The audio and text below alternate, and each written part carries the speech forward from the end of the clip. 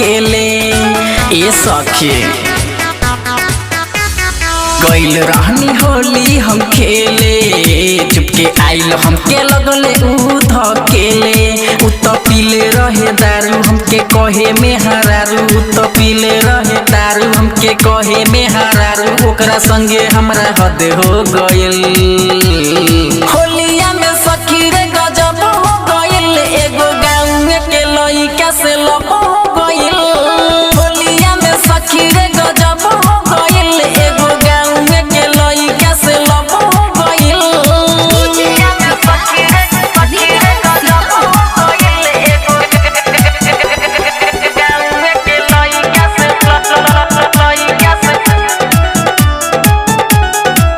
हो गइल हमरा के धइलस उपाजा में कस के कहे की रंग हम डाले में पटक के सीना से हमरा जब ओढ़नी हटैले दुनु जवनिया सखी लाल पियर कइले हमरा के धइलस उपाजा में कस के कहे की रंग हम डाले में पटक के सीना से हमरा जब ओढ़नी हटैले दुनु जवनिया सखी लाल पियर कइले ओकर मोटो पिचकारी हमसे कैलस बड़ी यारी ओकर मोटो पिचकारी हमसे कैलस बड़ी यारी पूरा सलवार लाली हो गइल होलिया में सखी रे गजब हो गइल एगो गाँव के लइका से लब हो गइल होलिया में सखी रे गजब हो गइल एगो गाँव के लइका से लब हो गइल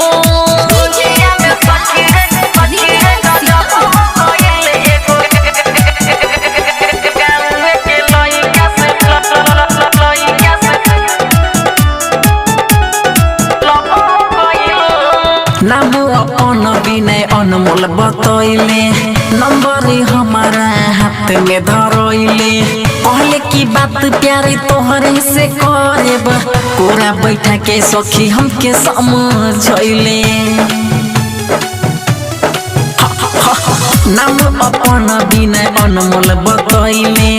नंबर हमारा हाथ में धरैले कहले की बात प्यारे तोहरे से करब कोरा बैठा के सखी हमके समझैले रहे रौशन रसीला सरगम सुनील कहिला रहे रौशन रसीला सरगम सुनील कहिला होली के बहाने सब हो गइल होलिया में सखी रे गजब हो गइल एगो गाँव के लइका से लब